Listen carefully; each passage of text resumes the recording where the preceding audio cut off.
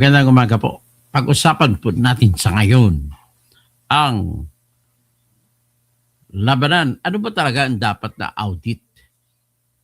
Lumalabas po kasi na sa pag-analisa ko na ang lahat kung ano ang mangyayari sa audit ay opinion lamang ng auditor. Hindi po dapat maging opinion lang yan. Dapat po ministerial ang nature ng trabaho.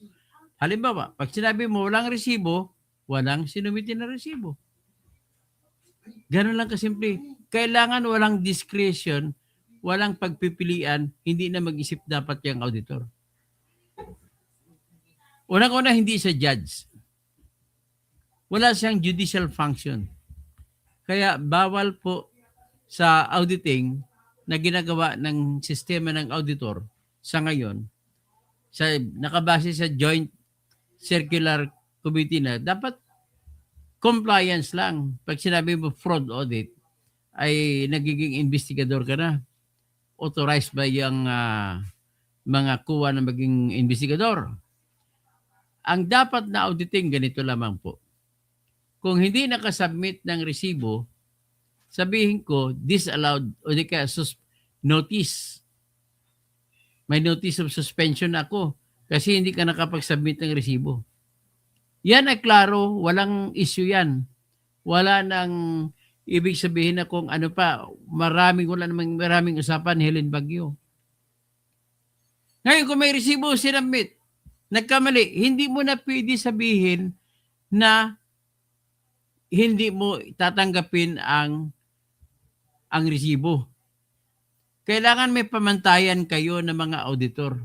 Napakabubo nyo naman, ginagawa nyong nilalabag nyo po ang ating konstitusyon na nagsasabi sa Section 1, Article 3 na walang sinumang tao ang pagkaitan ng kalayaan, buhay at kayamanan kung walang proseso ng batas at walang tao na mapagkaitan ng patas na pagtingin sa batas. Diyan, ikaw, Attorney Waminal, sinasabi mo dahil hindi nag-submit ang ang sinasabi nyo, okay, all right kayo doon sa mga resibo na acknowledgement receipt tinanggap ninyo. Kasi ang utos sa inyong Joint Circular ay wala namang sinabi na bawal ang acknowledgement receipt. So, tinanggap nyo. Okay, good. Good point. Pero pag nagkaroon na ng mali pagkasulat sa petsa, halimbawa, 12, 22, 26. Hindi ka, 12, 26, 22. Okay, 12.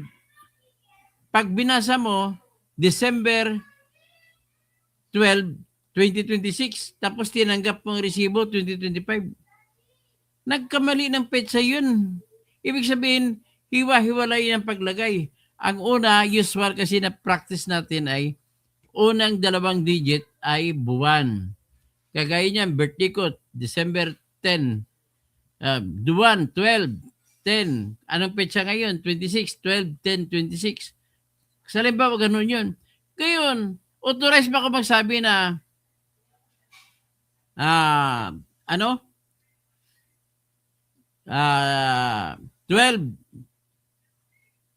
26, 26, 12. 26 na petsa, tapos 12 December 25. Or, balik na rin ko, 25, una kong taon, tapos 12, 26. Kaya yan ang mga iba sa mga resibo ni Sarah na binigay sa inyo ay may 26. Sabi niyo kasi hindi mo naman 2025 pala naman, bakit 2026? So dinisallow niyo. Unang-una, wala kayong standard na forma kung ano ang pagsulat ng petsa. Sabi nga ni Attorney Harold Despicio na expert na auditor, dapat meron kayo query. Tinawagan nyo muna ang opisina ni Suara. Oy, ma'am, ang petsa nyo rito, 2025 pa lang ito, bakit naging 2026? para malaman mo na ang 26, unang taon 25, 12, 26. Inuna ang petsa, ang buong taon, kasunod ang buwan, kasunod ang araw. Ang inyo, tinignan ninyo, 26 ay taon. Kita mo na yan. Diyan pa lang ay unconstitutional na kayo na automatic ninyong dinidisallow. Automatic ninyo sinususpend. Ginalagay niyo sa audit observation memo. Tapos, marami pa iba doon. Kay Merikis Piatos. Tinanggap niyo ang Merikis Piatos. Pero, binasura niyo nung nakalagay, Merikis Piatos, binigay 70,000. Pero naka-close parenthesis, open and close parenthesis naman nakalagay, medicine. Dinisalaw nyo. Kasi hinahanapan yung resibo. Ang problema ho sa inyo ng mga auditor dyan, wala kayong eksperyensya. Dapat may experience kayo kung ano ang, may seminar kayo kung ano ang intelligence gathering. Ngayon, ano kung binigyan ko ng 70 pesos si Merikis Piatos, tapos siya na bumili ng medicine? O bakit mo, bakit nyo hindi tanggapin ang resibo? So nakikita na natin ngayon po na ang unang problema sa auditing, sa batas ng auditing nila ay yung nag-audit ay walang alam, walang experience. Dami po nangyari sa ganun. Tapos naghanap na sila ngayon ng pruweba na nagtagumpay ang operasyon ng surveillance operation. Ngayon, naghanap sila ng tagumpay. Bakit nagtataka kayo? Dinisalaw yung babae. Sino yung babae? Si Silene Del Campo. Dinisalaw niya, hindi niya pinayagan dahil nakalagay, ang hinahanap niya ay ang tagumpay, resulta, ebidensya na tagumpay ang operation sa surveillance. Ang binigay ni Colonel La Chica na pruweba na tagumpay ay yung mga tree planting, mga gift giving, yung mga pamimigay ng chairs, tables, pamimigay ng libreng sakay, lahat ng pamimigay, yun ang binigay ni Colonel La Chica na katibayan. Hindi pala naintindihan itong babae at saka si Attorney Waminal, hindi niya rin naintindihan na ang ibig pala sabihin, nagtagumpay po na walang masamang pangyari o walang hindi ka nais-nais na insidente na nangyari. Kumbaga, walang bomba, walang granada, walang namatay, walang pinatay, walang may na... Yan ang ibig sabihin nun. Tapos, ang ginawa niya ng auditor, cross out, hindi na tinanggap. So, ano ibig sabihin yan? Bakit naglagay kayo ng auditor na hindi man lang alam yan? So, ano ngayon ang nangyari? Yun, mabuti na lang may cross-examination. Andyan magaling na abogada si Attorney Christian Ferrer. Buti na klaro. Kaya pala hindi tinanggap nila ni Attorney Waminal at saka ni Silene Del Campo ang mga resibo, ang pruweba na may successful operation kasi ang hinahanap niya, may naaresto ba? Kita mo kabubuhan niya. Tanging daw ang tagumpay, aresto lang daw. Tapos may una pa sila na ginawa, hindi nila tinanggap kasi sa maling akala nila, yung confidential fund ay ginamit sa pangbili ng mga panghandaan, pang-celebrate. Hindi po yun. Mali naman pag-intindi nila. Ang pag-intindi dapat, ang tama doon ay nagkaroon ng handaan at pagkatapos ng handaan, walang masamang nangyari sa handaan. Sapagkat ito po mayroong ginawa na intelligence operation. Alamin kung may mga NPA, may mga kuwala, at iyan po ang katibayan. Ang pera po ay ginamit sa paghalughog, pag-surveillance at pagmaniniktik. Hindi ginamit sa mga handaan. Ang problema ng mga bobo Ayan, mga ina-appoint ni BBM, mga bobo na mga profesional. Dapat, lahat ng mga auditors ninyo na ilalagay sa bagay-bagay, halimbawa, audit ng pagtatanim sa agrikultura, dapat may seminar sa agrikultura ang auditor ninyo. Kung auditor sa mga military hardware projects, procurement ng mga bilihan ng mga bala, kung hindi pa nakakita ng bala, hindi pa nakita ng bomba, mali-mali na naman ang auditing niya. Ganun po nangyari. Bakit ninyo nilagay ang auditor na wala man ng experience sa intelligence work? Dapat siniminar nyo kung ano mga intelligence operations. At nakikita ko na may utos sa likod. Ang utos po niya ni Gamalil. Sino ba yung yung Silipana? Silipana, yung auditor na Silipana, ang Commissioner Lipana. Yan pala, ang asawa niya, kontraktor. Binigyan niya bilyon-bilyon kontraktor. Kontrata. Tapos, siya nag-automatic deny. Gagong tao yun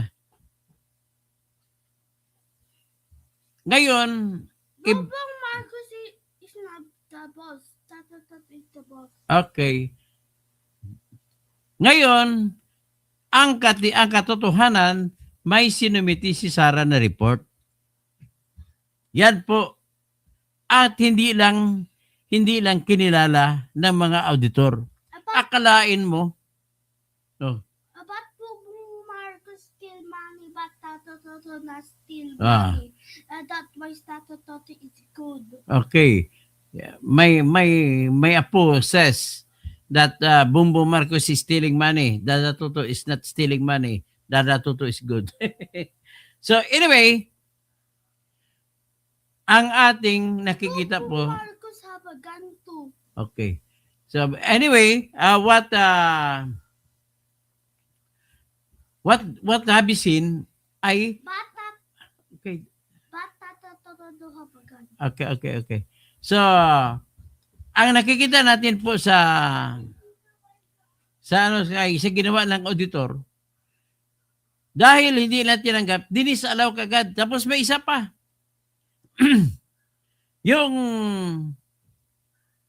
Ang nangyari, yung ginawa ni Sara na pinabigay kay Colonel Dante La Chica ang pera kagad. Matapos makuha sa bangko, binigay kagad kay Colonel Dante La Chica. Tapos nasa kanilang circular na kailangan ang mamimigay ng pera sa mga confidential informants ay dapat special disbursement officer. Yan nakalagay doon niya. Kaya ang nangyari, nung pera sa nakaschedule nung January to March 2023 at saka February to June 2023 at saka July to September 2023 ay dinisalaw nila kasi ibinigay direkta sa kay La Chica. Kasi bawal daw yun. So dinisalaw na automatic, wala, hindi man ang dumaan sa unang hakbang. Ang unang hakbang ay notice of disallowance, notice of suspension lang muna na makapagpaliwanag. Ang direkta yung babae na yun, si Silene del Campo, ay direkta kagad, notice of disallowance na kagad. 375 million yun. So ngayon, ano ngayon ang maipakita niya na equal protection clause? Patas ang pagtingin. Bakit ako nagtatanong yan? Kasi po sa 2022, last quarter, nung natanggap na pera na December 20, 2022, ay tinanggap naman nila ang pera kahit na direkta binigay kay La Chica. Yes. So binigay nila doon, hindi niya dinisalaw. Pero itong kasunod na taon, yung 125 sa para for January to March, another 125 million sa April, May, June, at another 125 million from July, August, September, ay dinisallow na just because of the reason na ibinigay ng Special Disbursement Officer kay Colonel La Chica na siyang intelligence officer. So nakita nyo na? Ano ngayon ang mali doon? Ang mali po ron ganito. Hindi nila sinaalang-alang na hindi pwedeng magpapakita ang mga informants sa disbursement officer. Wala silang tiwala doon. Baka na lang itawag, i-text sa NPA. O yung NPA nyo rito, kumuha ng pera sa akin. Hindi ganoon. Kasi ang mga pinagkukunan ng impormasyon ay namimili ng taong pinagkakatiwalaan na bigyan ng impormasyon. So kung kilala na ang mga tao ni Colonel La Chica, yun ang mamigay ng pera. Kasi kilala na sila ng NPA. Kaya mali pa rin para sabihin nila na dahil binigay direkta kay Colonel La Chica ay disallowed na. Kita mong kabubuhan. So unconstitutional talaga siya. So ibig sabihin, nilabag niya ang konstitusyon sa binawalan niya, talagang pinarusahan niya na kagad. Na ang pera ay balik nyo. Hindi pwede yan. Dapat may proseso kayo. Dapat fair ang process para sa due process. Hindi pwede maging due process kung hindi fair at kung hindi nila kinilala ang sitwasyon. Dapat nababagay o naaangay sa sitwasyon. Kagaya ito, sitwasyon, bakit tinanggap ninyo ang acknowledgement receipt na hindi nilang resibo na pinirmahan ng tao na kahit peke pangalan? Bakit nyo tinanggap? Kasi kinilala ng joint circular ang katotohanan na hindi pwedeng kilalanin ang tao na tumanggap ng pera. Yes, sir. Okay. And next, tapos ito na naman tayo ngayon. Ang gusto nyo mangyari, kada bigay na sa mga informante, ang iba doon sa Cagayan de Oro, iba sa Mindanao, ano si SDO, lilipad-lipad siya? Hindi pwede po. Oh. Like and subscribe and share and comment, okay? Okay. Bongbong Marcos scroll. Okay. Scroll down, Bongbong Marcos. and So, naintindihan na ninyo ako? Anong ibig sabihin? Ang tumatanggap po ng confidential information na payments ay hindi lamang sa Metro Manila. Nandun sa probinsya, ang inyong disbursement officer ay nasa Metro Manila. So, kabubuhan na dinisallow nila. So, okay, naintindihan na ninyo ako? Ibig sabihin po, ang mga auditor nila, akalain mo, ilagay nila ang kapalaran ng Vice Presidente sa kamay ng isang tao na walang alam? Magdidesisyon siya na bawal? Ay, nako. Dapat nababagay sa sitwasyon. Una, batas dyan, hindi mo pwede makilala. Dapat hindi makilala ng cashier. Cashier ang simpleng tawag sa Special Disbursement Officer. Hindi dapat ang cashier ang mamigay ng pera. Kasi sikretong tao yan. Kabubuhan oh. Tapos ito naman, nais ko lang din banggitin, ipili ko dito yung nabubuhan ako to sa kay UP professor, Dean ng UP na si Dean Tamasi. Mali-mali siya. Sasabihin niya na may misuse. Kita naman natin na nagbigay ng resibo si Sarah, tapos sabihin mo may misuse. Ano ka ba? Bubo ka ba na din? Tapos siniswildohan ka pa namin kasi public school yung UP. Pati mga buwis ko na kasama dyan, siniswildohan ka. Mali ka for God's sake. Mali ka din Tamase. I hope somebody who is a student of UP must tell you na mali ka. Kalain mo sinabi mo na misuse kagad yun? Hindi mo ba alam ang ibig sabihin ng misuse? Sa Tagalog pa, hindi ginamit sa iba. Tapos, ang nakita mo, nagbigay ng resibo si Sarah. Hindi nga lang hindi man lang nga lamang inaprubahan hindi tinanggap at hindi kinilala ng mga auditor. So, may resibo kang binigay, hindi kinilala, misuse ba yan? Ang katotohanan, nagamit, nagkamali lang sa resibo. Kaya mali-mali ka, pakinggan natin itong nagmagaling-galingan ng UP professor, hindi ka nga nagpa-practice ng pagka-abogasiya eh.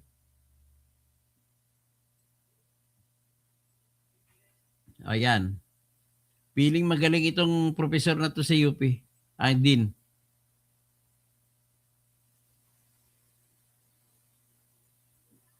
Confidential funds. Ayon ito sa Associate Dean ng Ano? ngayon pa lang maaari na raw makonvict si VP Sara dahil Bubo! sa misuse of confidential funds. Ayon ito sa Associate Dean ng UP Bubo! College of Law na si Attorney Paulo Tamase. Tingnan natin. Sa memo ng Billionaire News Channel, sinabi ni Attorney Tamase na hindi na kailangang patunayan ng prosekusyon na napunta sa personal na interes ang confidential funds. Sapat na anyang naipakita ng prosekusyon na hindi ito ginamit ayon sa Joint Memorandum Isa ka pang bias kang tamasi ka. Circular na nagtatakda kung paano dapat gastusin ang pondo. Definitely yung pera na pang surveillance operations, hindi po pwedeng ilipat na lang basta-basta. Bakit may ebidensya ka ba na nalipat? Tamasi? Nakita mo lang resibo na hindi kinalala ay nilipat na? Bubo ka talaga. Ibalik mo ang pera namin sa ginastos namin sa iyo. Pakabubo ng anak ng wedding. Kung mapatutunayang mali ang paggamit ng confidential funds, maaari rin daw itong magkaroon ng criminal liability. So bali din kung nagamit ang confidential funds sa purpose other than what is Yan ay kung nagamit sa ibang purpose. Mali rin ang tanong mo, Willard Cheng. Dapat, may mga resibo kasi binigay, hindi lang tinanggap. Iba ko sa opinion. Hindi mo pwede sabihin na ginamit sa iba dahil may resibo. Napakabubo naman ng isang kwanito ng professor sa UP na to. stated in that joint memorandum circular, liable ho ba ang opisyal sa iba pang batas? Opo, no, actually, good point. Krimen po talaga siya. Bubo ka talaga. Pag malversation po yung offense na kapag Anong may malversation mo dyan? Kabubo ka talaga na abogado ka? Walang presumption dyan dahil may binigay na resibo. Ibang sitwasyon po kung walang binigay na resibo. Ang pinagbabasihan ninyo na doktrina ay doktrina yan sa Antonio Martinez versus People na nangyari yan sa acting mayor ng Caloocan City. Ang nangyari sa acting mayor ng Caloocan City ay hindi siya nagbigay ng resibo. Hindi siya nagpatunay na nagastos siya sa tama. Ito, nagbigay ng patunay, hindi nga lang tinanggap. Ibang sitwasyon yan. Pakabubo to na din ka pa naman ng UP, ng UP. Kakahiya sa'yo. Oh. Ayusin mo yung kuwan mo. Yes, ayusin mo yung ginagawa mo, Tamasi, ah. Magdedemand ako ng demand letter sa'yo. Ibalik mo, mali-mali tinuturo mo. Pera namin ginagastos sa mga sweldo mo at pag-aral mo sa UP. may pera ng bayan, parang ipinersonal mo na gamit. So halimbawa, mayroong budget para sa pagpapaayos ng inyong opisina, bumili ka ng sasakyan. Ay, lumayo ka nang lihis-lihis ka naman sa kwento mo. Ang pinag-usapan natin confidential fund ni Sara, nagbigay naman siya ng resibo. Hindi ka lang tinanggap ng mga lukarit na mga auditor at saka auditor na bobo. Tangina, kailan pa tayo mag-ayos sa sarili mong gamit. mga Malversation bendalo po talaga yun. Pero mayroon pong malversation kahit na pang-official use pa yung ginamit. So, crude example, may budget Ay, ka. hindi lumalayo kasi sitwasyon. Ang pag-usapan na natin yung may binigay na resibo si Sara. Yan na tayo ikot-ikot. Huwag ka na gumawa ng iba pang kwento. Kaya sitwasyon niya naging sinasabi mo, Tamasi, ay sitwasyon yan na walang binigay na resibo. O di kaya ginamit sa ibang pera. Bubo sa'yo. Hanggang dyan lang tayo. Mahirap yung bubo na to. Guys, be quiet and listen to Tata. Okay? Yes, be quiet. Nagutom na si Bertinito, kumakain. Okay. Boss Torny. Ay, pangalan niya, Boss Torny. Argo. Bobo, Tamasi. Side pa lang ng prosecution narinig mo. Argo, din nito ng UP, pero anong nakita mo? Ay naku, ng kabubuhan ang mga sinasabi. Mali din ang joint circular Ben Reclamador kasi hindi po siya naaayon, kaya unconstitutional ang tawag ko.